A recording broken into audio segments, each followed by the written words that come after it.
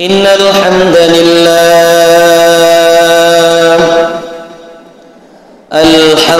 لله الكبير المتعال، والصلاة والسلام على سيدنا محمد المتبع في كل أحوال والأقوال والأفعال، وعلى سائر الأنبياء والمرسلين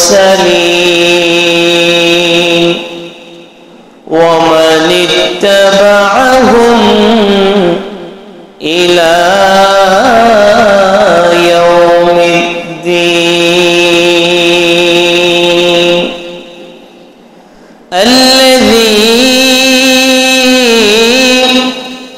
أرسل إلى الناس كافة وبشيرا ونذيرا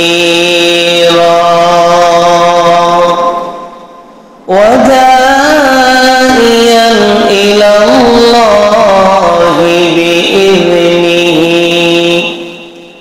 وسراجا وقمرا منيرا. أما بعد، فقد قال الله تعالى في كلامه المجيد। সবাই জবান খুলে আমার সাথে পড়ুন, আউযু বিল্লাহি মিনাশ শাইতানির রাজীম। বিসমিল্লাহির রাহমানির রাহিম। قل بفضل الله وبرحمته فبذلك فليفرحوا، وقال رسول الله صلى الله عليه وسلم: إني عند الله مكتوب خاتم النبيين، وإن الآدم لمنجدل في تينته، إلى آخر الحديث، أو كما قال عليه الصلاة والسلام. وقال تعالى في شان حبيبه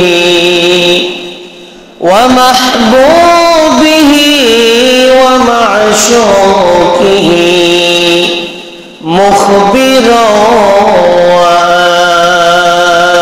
وآمرا: إن الله وملائكته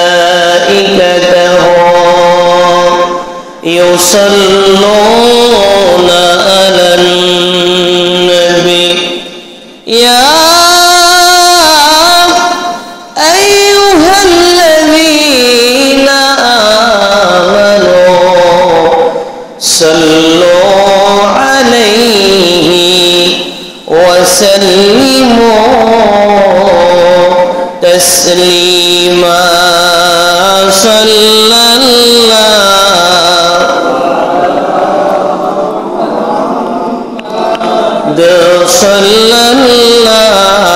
الله عليه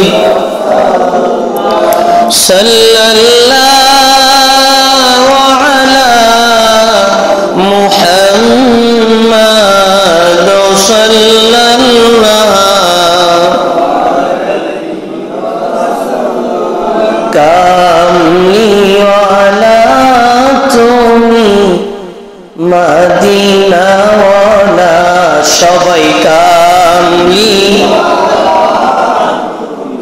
মদিনা ওয়ালা ও গো কামলি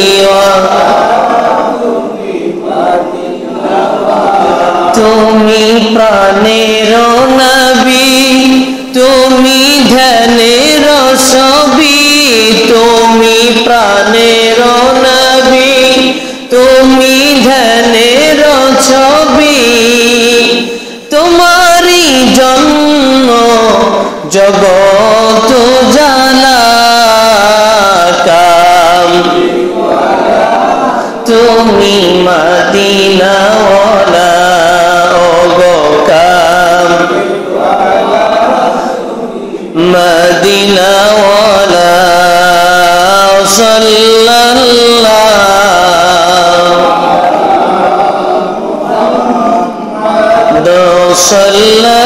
সাল্লাল্লাহু আলাইহি ওয়াসাল্লাম সাল্লাল্লাহু আলা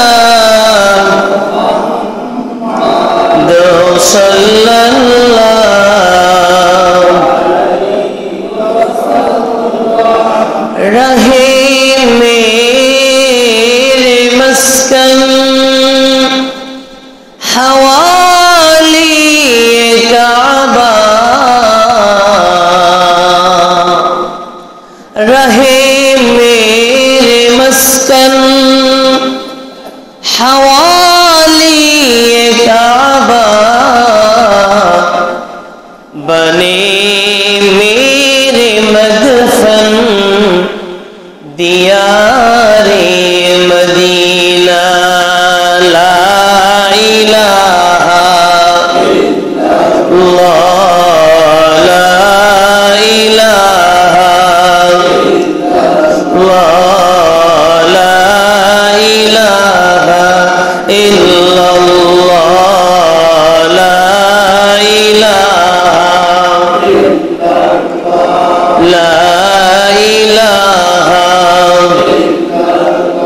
अल्लाह तुम्हारे धरार माझे कत जाना अजाना सृष्टि आछे अल्लाह तुम्हारे धरार माझे कत जाना अजाना सृष्टि आछे केउ नेই তোমার ওই নাম জপে না কেউ নেই তোমার নামের তসবিহ জপে না লা ইলাহা ইল্লাল্লাহ লা লা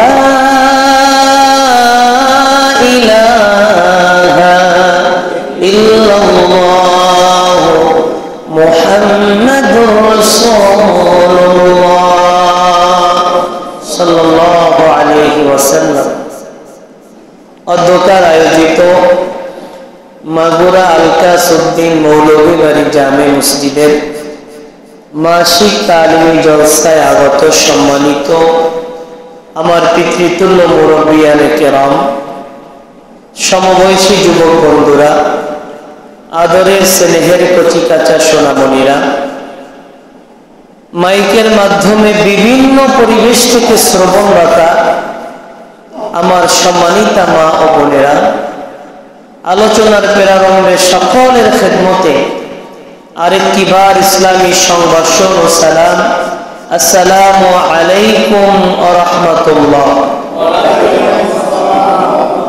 আল্লাহ পাক রব্বুল আলামিনের দরবারে অশেষ অগণিত শুকর এবং সুজুদ যে মহান আল্লাহ সুবহানাহু ওয়া তাআলা আমাদেরকে অত্যন্ত ভালোবেসে মোহাব্বত করে কবুল করে দুনিয়ার সব ব্যস্ততা, সব আয়োজন, দুনিয়ার সব আড্ডা মজলিস থেকে বিরত রেখে এমন একটি জান্নাতের বাগানে আল্লাহ পাকের ঘরে আমাদেরকে হাজির হওয়ার তৌফিক দান করেছেন। এজন্য আমরা খুশি না বেজার? যে যত বেশি খুশি হয়েছেন তার আওয়াজকে তত বেশি উঁচু করে হৃদয়ের সবটুকুন আবেগ অনুভূতিকে উচ্ছ্বাস করে দারাজ কণ্ঠে কায়মনোবাক্যে অবনত চিত্তে হৃদয়ের সবটুকুন শক্তিকে উজাড় করে দিয়ে একবার প্রাণ খুলে কালিমাতুশ শুকর আদায় করে সবাই করি আলহামদুলিল্লাহ। আর একটু জোরে করি আলহামদুলিল্লাহ। নারায়ে তাকবীর। সম্মানিত হাজিরিন, আমরা সবাই জানি বর্তমানে আমরা যে আরবি মাসের মধ্যে অবস্থান করতেছি, এই মাসের নাম কি? সবাই একটু বলেন কি নাম? পবিত্র মাহে রবিউল আউয়াল। এই রবিউল আউয়াল মাস যখন আগমন করে তাম পৃথিবীর সমস্ত আশিকে রাসূল যাদের মধ্যে বিন্দু মাত্র নবীর প্রেম আছে, নবীর প্রতি ভালোবাসা মহাব্বত আছে, প্রতিটা মুমিন হৃদয়ের একটা খোরাকের মাস হলো, আশিকে রাসূলদের প্রশান্তির মাস হলো এই রবিউল আউয়াল। কথা বলুন ঠিক কিনা? এটা আমাদের আনন্দের মাস, কারণ এই মাসই আমাদের প্রাণের চেয়ে প্রিয়, যেই নবীর উসিলায় আল্লাহ পাক আমাদেরকে সৃষ্টি করেছেন, যেই নবীর উম্মত হওয়ার কারণে আমরা পৃথিবীর মধ্যে শ্রেষ্ঠ হয়েছি, আবার যেই নবীর উম্মত হওয়ার কারণে কাল কিয়ামতের ময়দানে নবীজি ধরে ধরে ডেকে ডেকে সুপারিশ করে করে আমাদেরকে জান্নাতে নিয়ে যাবেন।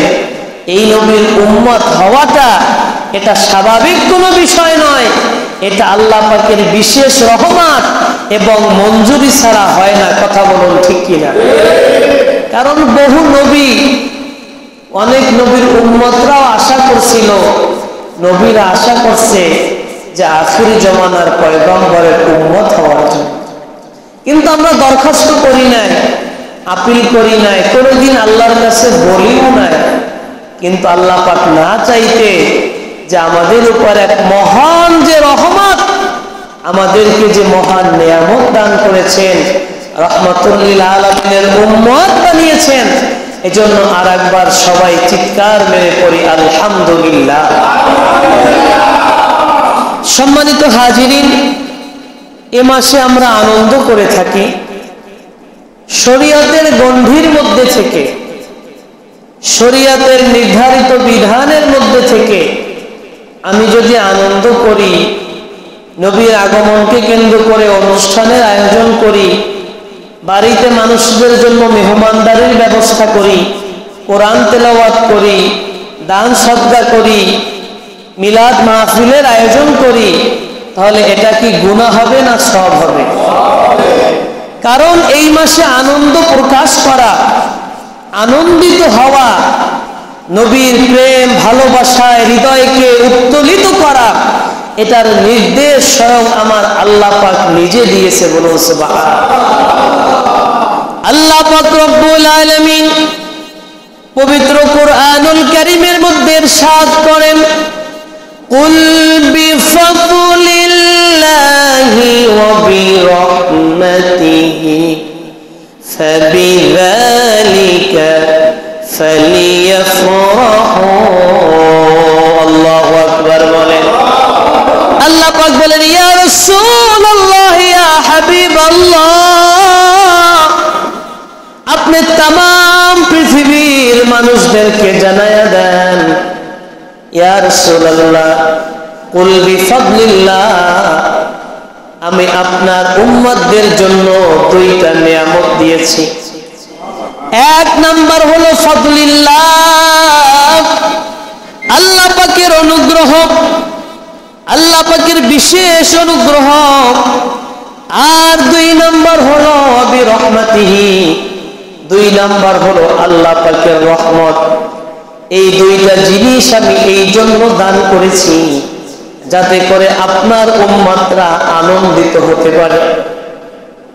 বিশ্ববিখ্যাত মুফাসসির আল্লামা মাহমুদ আলুসি রাহমাতুল্লাহি আলাইহি তাফসীরে রুহুল বায়ানের মধ্যে এই আয়াতে তাফসীর করতে গিয়ে বলেন, আল্লাহ পাক যে ফদল বলেছেন ফাদলিল্লাহ, এই ফদল দ্বারা উদ্দেশ্য হলো কোরআন। আর ওয়া বিরহমাতিহি, আল্লাহ পাক যে রহমতের কথা উল্লেখ করেছেন এই শব্দটা তিনি তাফসীর করেছেন কোরআনের ওই আয়াত দ্বারা। আল্লাহ পাক বলেন, ওয়া মা আরসালনাকা ইল্লা রাহমাতাল লিল আলামিন। আল্লামা মাহমুদ আলুসি বলেন, এই রহমত দ্বারা উদ্দেশ্য হলো আমাদের প্রাণের চেয়ে প্রিয়, আমাদের হৃদয়ের নবী, আমাদের সুপারিশকারী, আমাদের জান্নাতে নেওয়ার উপযুক্ত সুপারিশকারী আমাদের নবীজির কথা বোঝানো হয়েছে। আল্লাহ পাক বলেন দুইটা জিনিস দিয়েছি, এক নাম্বার হলো কোরআন আর দুই নাম্বার হলো রহমত, অর্থাৎ রহমাতুল লিল আলামিন। কারণ হলো ফাবিযালিকা ফালিয়াফরাহু, যাতে করে আমার বান্দারা, আপনার উম্মতরা এই দুইটা নিয়ামত পাওয়ার পরে খুশি উদযাপন করতে পারে, তারা আনন্দিত হতে পারে। বলুন সুবহানাল্লাহ। অতএব রবিউল আউয়াল মাসে আনন্দিত হওয়ার, খুশি উদযাপন করা, মিলাদ মাহফিলের আয়োজন করা, এইটা কার নির্দেশ? তো সবাই একটু দিল থেকে বলেন, কার নির্দেশ? অতএব এটা আমরা করব, আমরা করে থাকি। যদি কেউ আমাদেরকে নিষেধ করে, যদি নতুন করে কেউ ফতোয়া দেয় যে না মিলাদুন নবীর অনুষ্ঠান করা যাবে না, এটা কি আমরা কোনোদিন মানব? আমরা করতেছি, আমাদের বাপ দাদারা করেছে। এই আমাদের প্রতিবেশী সার্সিনা দরবার শরীফে 12 দিন ব্যাপী অনুষ্ঠান, সেই পহেলা রবিউল আউয়াল থেকে শুরু হয়েছে, একেবারে 12 রবিউল আউয়াল পর্যন্ত অনুষ্ঠান চলে, প্রতিদিন 12 দিন ব্যাপী অনুষ্ঠান। অতএব নতুন করে যদি আমরা নেটে শুনি যে মিলাদ মাহফিল জায়েজ নাই, এটা আমরা মানব? কোনোদিন আমরা কানে ভ্রুক্ষেপ করব? কারণ এটা আমরা করার মাধ্যমে আমাদের আত্মার খোরাক পাই। কথা বলুন ঠিক কিনা? নবীজির প্রেম ভালোবাসা আমরা পাই। অতএব মিলাদ মাহফিল আমরা অবশ্যই করব, আপনারাও আপনাদের মসজিদে করেন। কথা বলেন ঠিক কিনা? তো আজকে মিলাদ মাহফিলের অনুষ্ঠান না, যেহেতু রবিউল আউয়াল মাস, তাই শুরুতে দুই একটি কথা বললাম। আজকে আমাদের মূল বিষয় হলো মাসিক তালিমি জলসা। সম্মানিত হাজিরিন, গত মাসে আমি এই তালিমি জলসার গুরুত্বের উপরে সংক্ষিপ্ত কিছু কথা বলেছিলাম। আজকেও কিছু কথা বলবো। এই তালিমি জলসাটা এমন একটা মজলিস, বুখারী শরীফের মধ্যে জিলদে সানির বাবু ফাদাইলি যিকরিল্লাহি তাআলা, এই অধ্যায়ের মধ্যে হাদিস এসেছে, আল্লাহর নবী সাল্লাল্লাহু আলাইহি ওয়াসাল্লাম বলেন, আল্লাহ পাক রব্বুল আলামিন প্রতিদিন একদল বিশেষ ফোর্স, আল্লাহ পাকের ফোর্সের নাম কি বলতে পারেন? ফেরেশতা। বাংলাদেশের ফোর্স আছে না, বাহিনী আছে না, পুলিশ, বিডিআর, আর্মি, র্যাব। তো আল্লাহ পাকের বিশেষ বাহিনীর নাম হলো ফেরেশতা। আল্লাহ পাক রব্বুল আলামিন এই একদল বিশেষ বাহিনীকে প্রতিদিন এই জমিনের মধ্যে বিচরণের জন্য পাঠান। তাদের অন্য কোনো কাজ নাই, এক এক ফেরেশতার এক এক দায়িত্ব, এক এক বাহিনীর এক এক ডিউটি। অনুরূপভাবে আল্লাহ পাকের এক এক ফেরেশতার এক এক দায়িত্ব। কারো দায়িত্ব নেক আমল লেখা, কারো দায়িত্ব বদ আমল লেখা, কারো দায়িত্ব বৃষ্টি দেওয়া, কারো দায়িত্ব মানুষকে বিপদ থেকে হেফাজত করা, কারো দায়িত্ব রিজিকের ব্যবস্থা করা, কারো দায়িত্ব জান কবজ করা। এভাবে এক এক ফেরেশতার এক একটা দায়িত্ব।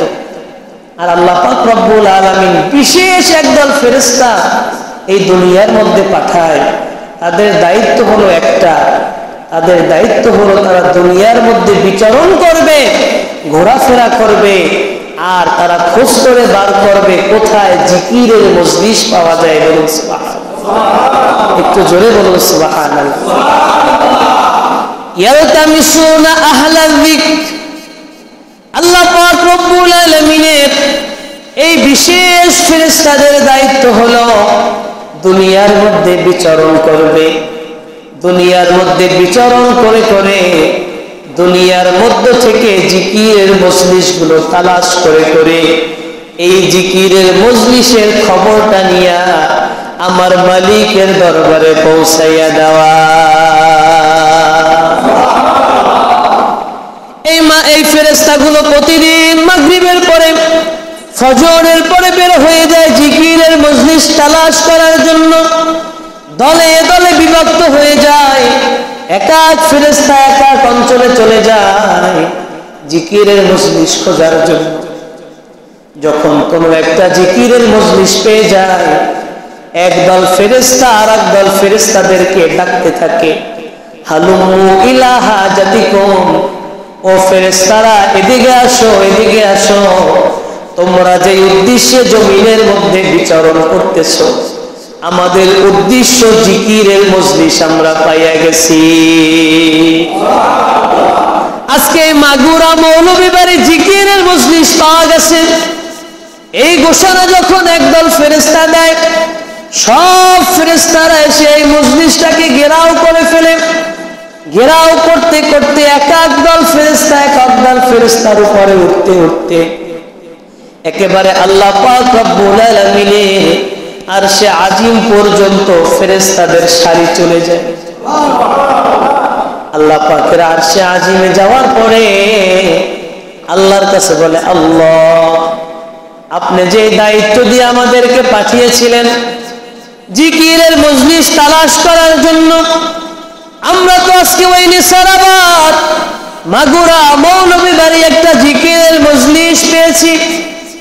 আল্লাহ পাক রব্বুল আলামিন ওই ফেরেশতাদেরকে বলে, ও ফেরেশতারা, তোমরা যে জিকিরের মজলিসটা পেয়েছো, ওই জিকিরের মজলিসে বসে বসে আমার বান্দাগুলো কি করে? আল্লাহ পাক আমরা কি করি আল্লাহ পাক জানে কি জানে না? একটু আওয়াজ করে বলেন, জানে কি জানে না? আমরা কি করতেছি এই সব কিছু খবর যার কাছে আছে তিনি কে? আমাদেরকে যিনি রিজিক দান করে তিনি কে? আমাদেরকে যিনি সুস্থ রেখে নিয়ামত দিয়ে ভালো রেখে কবুল করে এই জলসায় হাজির হওয়ার তৌফিক দান করেছেন, একটু আওয়াজ করে বলুন তিনি কে? আল্লাহ পাক জানার পরে জিজ্ঞেস করে, ও ফেরেশতারা, ওই বান্দাগুলো ওই মজলিসের মধ্যে বসে কি করে, তাদের কাজটা কি? ফেরেশতারা জবাব দেয়, আল্লাহ, ওই বান্দাগুলো ওই মজলিসের মধ্যে বসে বসে আপনার কাছে মাপ পাওয়ার জন্য, ক্ষমা পাওয়ার জন্য, আপনার ভালোবাসায় আপনার নাম ধরে ধরে তারা পাগলের মতো ডাকতে থাকে। কিছুক্ষণ পর পর সুবহানাল্লাহ বলে ডাক দেয়, আবার আলহামদুলিল্লাহ বলে ডাক দেয়, আবার আল্লাহু আকবার বলে চিৎকার মেরে আপনাকে ডাক দেয়। ওই ফেরেশতাদের কাছে আল্লাহ পাক জিজ্ঞেস করে, ও ফেরেশতারা, ওই বান্দাগুলোকে যে আমার নাম ধরে ধরে ডাকতেছে, ওই বান্দাগুলো কি কোনদিন আমি আল্লাহকে দেখতে পেয়েছি? ফেরেশতারা বলে, না, ওই বান্দাগুলো কোনদিন আপনাকে দেখে না। আল্লাহ পাক বলে, তারপরে ডাকতেছে, যদি ওই বান্দাগুলো কোনদিন আমাকে দেখতে পাইতো তাহলে তারা কি পরিমাণ আমাকে ডাকতো?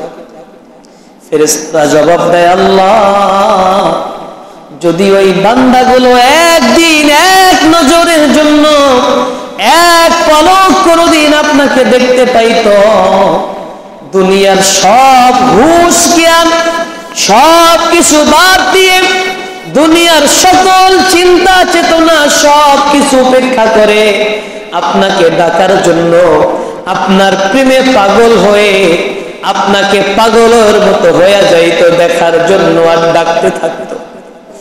আল্লাহ পাক রব্বুল আলামিন আবার জিজ্ঞেস করে, ও ফেরেশতারা, বুঝলাম তারা না দেখে আমাকে ডাকতেছে, তাদের পাওনা কি, তাদের চাওয়া কি, তারা কি কারণে আমাকে ডাকে, কি উদ্দেশ্যে আমার কাছে আমার নাম ধরে ধরে তারা ডাকতেছে? ফেরেশতারা জবাব দেয়, আল্লাহ, ওই বান্দাগুলো শুনেছে আপনি জাহান্নামের কথা বলেছেন, ওই বান্দাগুলো জীবনে বহু গুনাহ করেছে, আপনি যদি ক্ষমা না করেন, আপনি যদি মাফ না করেন, ওই বান্দাগুলো জাহান্নামী হয়ে যাবে। ওই গুনাহগুলো মাফ পাওয়ার জন্য, আপনার কাছে ক্ষমা পাওয়ার জন্য তারা আপনাকে ডাকতেছে, ওই জাহান্নাম থেকে বাঁচার জন্য ডাকতেছে। আল্লাহ পাক বলে, তারা কি কোনোদিন জাহান্নাম দেখেছে? ফেরেশতারা বলে, না আল্লাহ, তারা কোনোদিন জাহান্নাম দেখে নাই। ফেরেশতাদের কাছে আল্লাহ পাক জিজ্ঞেস করে, যদি জাহান্নাম কোনোদিন দেখতো, জাহান্নামের ওই কঠিন আযাব যদি ওই বান্দাগুলো দেখতে পাইতো, তাহলে তারা কি পরিমাণ আমার কাছে ডাকতো, আর ওই জাহান্নাম থেকে ওই বান্দাগুলো পানা চাইতো। আল্লাহ পাক বলেন, আল্লাহ পাকের কাছে ফেরেশতারা জবাব দেয়, আল্লাহ, ওই জাহান্নামের শাস্তি যদি কোনোদিন একটা নজরের জন্য তারা দেখতে পাইতো, তাদের জ্ঞান হারাইয়া ফেলতো, আর ওই জাহান্নাম থেকে বাঁচার জন্য আপনাকে ডাকতে থাকতো। আল্লাহ পাক আবার জিজ্ঞেস করে, আর কোন দাবি তাদের আসেনি? আল্লাহ পাকের কাছে ফেরেশতারা জবাব দেয়, আল্লাহ, আর একটা দাবি, আর একটা আশা তাদের মনের মধ্যে আছে। বড় আশা নিয়ে ওই মজলিসের মধ্যে তারা বসে বসে আপনার কোরআন থেকে আলোচনা শুনে, হাদিস থেকে আলোচনা শুনে আপনার নামের জিকির করে। সেই জিনিসটা হলো, ওই বান্দাগুলো আপনার কাছে জান্নাত চায়। আপনি যে জান্নাতের কথা বর্ণনা করেছেন, ওই জান্নাত তারা চায়। আল্লাহ পাক আবার জিজ্ঞেস করে, জান্নাত তারা দেখছেনি? বলে, না আল্লাহ, দেখে নাই। যদি জান্নাতের নাজ ও নিয়ামত, জান্নাতের হুর পরি, জান্নাতের মর্তবা, জান্নাতের ফজিলত যদি তারা কোনোদিন উপলব্ধি করতে পারত, দুনিয়ার সম্পদ, দুনিয়ার সন্তান, দুনিয়ার বড় বড় অট্টালিকার পাহাড় পর্বতের মতো সম্পত্তির চিন্তা বাদ দিয়ে ওই বান্দাগুলো জান্নাত পাওয়ার জন্য আপনাকে সব সময় সর্বদা ডাকতেই থাকত। আল্লাহ পাক রব্বুল আলামিন ফেরেশতাদেরকে বলে, ও ফেরেশতারা, যে বান্দাগুলো কোনদিন আমাকে দেখে নাই, তারপর অন্তর থেকে আমাকে পাওয়ার জন্য তারা আমাকে সুবহানাল্লাহ বলে ডাক দেয়, আলহামদুলিল্লাহ বলে ডাক দেয়, লা ইলাহা ইল্লাল্লাহ বলে আমার পবিত্রতার স্বীকৃতি দেয়। যে বান্দাগুলো জাহান্নাম না দেখে আমার কোরআনের কথা শুনে জাহান্নাম থেকে ভয় করে, জাহান্নামকে ভয় করে চোখের পানি ছেড়ে দিয়ে দিয়ে আমাকে ডাকে, আমার কাছে মাপ চায়, জান্নাতকে না দেখে জান্নাতের নাজ নিয়ামত শুনে ওই জান্নাতের কথা চিন্তা করে বাড়িতে বসে না থেকে, আড্ডায় বসে না থেকে তালিমি জলসায় হাজির হয়ে যায়। ও ফেরেশতারা, আজকে তোমরা সাক্ষী হয়ে যাও, ওই মজলিসের মধ্যে যারা আগমন করেছে, আমি সব বান্দাদেরকে জাহান্নাম থেকে ক্ষমা করে দিয়ে আমি প্রত্যেককে জান্নাতের জন্য কবুল করে নিলাম। আরেকটা আওয়াজ করে বলুন সুবহানাল্লাহ। এই ঘোষণা দেওয়ার পরে ওই ফেরেশতাদের দলের মধ্য থেকে একজন ফেরেশতা আপিল করে আল্লাহর কাছে, আল্লাহ, আপনি সবাইরে মাফ করে দিলেন? আল্লাহ পাক বলে, হ্যাঁ, সবাইরে মাফ করে দিছি। ওই ফেরেশতা বলে, আল্লাহ, আপনি সবাইরে মাফ করলেন, ওই মজলিসে তো এমনও কিছু মানুষ আছে যারা তালিমি জলসায় আসে না, তারা আসছে তাবারক খাওয়ার জন্য, তারা অন্য নিয়তে এসেছে, দেখতে এসেছে, কি করবে বাড়িতে পাঠাইয়া দেশে তার বাড়িওয়ালা, এই জন্য বাধ্য হয়ে আসছে। আপনাকে পাওয়ার জন্য আসে নাই, ক্ষমা পাওয়ার জন্য আসে নাই, জান্নাত লাভের জন্য আসে নাই, নবীর প্রেম ভালোবাসায় তো তারা হাজির হয় নাই, আপনি তাদেরকেও মাফ করলেন। আল্লাহ পাক রব্বুল আলামিন বলেন, বুখারী শরীফের হাদিস, যে ও ফেরেশতারা তোমরা সাক্ষী হও, এই মজলিসটা এমন দামি মজলিস, আমি আল্লাহর কাছে এত পছন্দের মজলিস, এই মজলিসে কে কোন নিয়ত নিয়ে বসবে, কে কোন উদ্দেশ্যে আসবে, এইটা দেখার কোনো সুযোগ নাই। এই মজলিসে আসার কারণে, এই মজলিসের বরকতে, এই মজলিসের তোফায়েলে, এই মজলিসে যারা বসবে, আমি সবাইকে আল্লাহ পাক বলতেছেন আমি সবাইকে ক্ষমা করে দিব, বলুন সুবহানাল্লাহ। অতএব এই মজলিসগুলোতে আসলে লাভ হয় না লস হয়? অতএব কত মানুষ এই মৌলভীবাড়ি মসজিদের মুসল্লি, কিন্তু এই হাতে গোনা 20-30 জন মানুষ আমরা আসছি, এটা আমাদের জন্য বড় খুশনসিব। আজকে আমরা গুরুত্ব বুঝেছি বিদায় এসেছি, কিয়ামতের মৃত্যুর সময় আমাদের চলে আসতেছে। কারি সাহেব হুজুর বললেন যে হায়াত আমাদের বাড়ে না, বরঞ্চ কমতেছে প্রতিদিন। এই যে আজকে 30শে আগস্ট, 30 তারিখ না, 30শে আগস্ট রাত্র 7:59, আমাদের জীবনে কি আর কোনোদিন এই 2025 সালের আগস্ট মাসের 30 তারিখের রাত্র 8:59 আসবে? একটা সেকেন্ড চলে যাওয়া মানে আমার জীবন থেকে একটা সময় হারিয়ে যাওয়া, আমার জীবন থেকে একটা বড় জিনিস হারাইয়া যাওয়া। কারণ সময়ের গুরুত্ব যদি আমরা না বুঝি, কিয়ামতের ময়দানে যখন আমাদেরকে উঠানো হবে, মানুষ কোনো জিনিস নিয়ে আফসোস করবে না, কোনো কিচ্ছু নিয়ে আফসোস করবে না, শুধু আফসোস করবে, হায় আমি কেন সময়কে মূল্যায়ন করলাম, আমি কেন এই সময়টাকে কাজে লাগালাম না, কেন আমি চায়ের দোকানে বসে বসে সময়টা নষ্ট করলাম, কেন আমি অন্যায় অযথা অপ্রয়োজনীয় কাজে ব্যয় করলাম। তালিমি জলসা হয়েছিল কিন্তু বাড়িতে বসেছিলাম, কাজ ছিল না, আমার অন্তরে একবারও উদ্রেক হয় না যে তালিমি জলসায় যাওয়া দরকার। শুধু আফসোস করবে, আল্লাহ কেন আমি সময়কে মূল্যায়ন করলাম না, যদি এই সময়কে মূল্যায়ন করতাম হয়তো আমার মর্যাদা আজকে অনেক গুণ বৃদ্ধি থাকত, আমি হয়তো জান্নাতের মালিক হইতাম। এই যে দেখেন মাগরিব থেকে 1 ঘন্টা সময় হয়েছে, আপনি যদি জরিপ করেন মাগরিবের পর থেকে আমাদের কত নেক আমল হলো, সময় মাত্র 1 ঘন্টা। এই যে আমরা মাগরিবের পর 6 রাকাত আওয়াবিন পড়লাম, নবীজি বলেন যেই ব্যক্তি মাগরিবের সুন্নত নামাজের পর 2 রাকাত করে 6 রাকাত আওয়াবিন নামাজ পড়ে, 6 রাকাত নামাজ পড়তে 6-7 মিনিট বেশি লাগে না সময়, এই 7-8 মিনিট, সর্বোচ্চ 10 মিনিটই ধরলাম। নবীজি বলেন যে ব্যক্তি 6 রাকাত আওয়াবিন পড়লো, আল্লাহ পাক তার আমল নামায় 12 বছর, যদি আপনি 12 বছর নফল নামাজ পড়েন, নফল রোজা রাখেন, নফল দান সদকা করেন, এই যত প্রকার নফল ইবাদত আছে, এইটা যদি আপনি এক নাগারে 12 বছর করেন, তাহলে যেই পরিমাণ সওয়াব হবে, আর আপনি শুধুমাত্র মাগরিবের পরে সুন্নত নামাজের পরে 2 রাকাত করে 6 রাকাত আওয়াবিন পড়বেন, আপনার আমল নামায় ওই 12 বছর নফল ইবাদতের সওয়াব আল্লাহ পাক রব্বুল আলামিন লিখে দিবেন, বলুন সুবহানাল্লাহ। তারপরে জিকির করলাম, আমি অনেক ফজিলত গত মাসেও বলেছি। এই যে মজলিসে বসলাম, নবীজির হাদিস সত্য হাদিস, বিশ্বাস করি তো আমরা? নবীজি আমাদের প্রাণ, আমাদের ভালোবাসার পাত্র, নবীজির কথাগুলো সব সত্য, কথা বলুন ঠিক কিনা? আল্লাহ পাকের পক্ষ থেকে আদেশ প্রাপ্ত হয়ে নবীজি কথা বলেছেন, আল্লাহ পাকের নির্দেশ ছাড়া কথা বলে নাই। নবীজি বললেন যারা মজলিসে বসবে আমি সব ফজিলত বাদ দিলাম, এই মানুষগুলোর সব গুনাহগুলো মাফ হয়ে যাবে, অন্তত এখান থেকে যাওয়ার পরে যদি মৃত্যু হয়ে যায় তার জন্য জান্নাতে যাওয়া হয়তো বা নিশ্চিত হয়ে যাবে, যদি আল্লাহ কবুল করে। অতএব এই মজলিসের গুরুত্ব, এই মজলিসের কথা বর্ণনা করে শেষ করা যাবে না। আমি একটা কথা বলেই শেষ করবো, আজানের সময় হয়েছে, যে আমাদের গুরুত্ব দেওয়া দরকার, সময়কে মূল্যায়ন করা দরকার। আমাদের সময় ঘনিয়ে আসতেছে, কখন চলে যাব। অল্প অল্প বয়সের মানুষগুলোই চলে যাচ্ছে।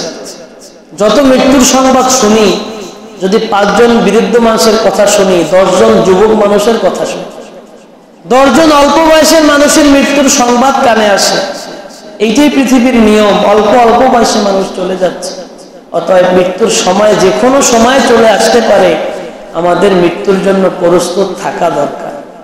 কবরে যাওয়ার পরে কি জবাব দিব, এই ফিকিরটা আমাদের মাথায় আসা দরকার। আল্লাহ পাক রব্বুল আলামিন আমাদেরকে বুঝে যতটুকু আলোচনা করা হলো, আলোচনা আমাদের নিজেদের মধ্যে বুঝে আমল করার তৌফিক দান করে সবাই করি আমিন। ওয়া আখিরু দাওয়ানা আলহামদুলিল্লাহি রাব্বিল আলামিন। আসসালাম।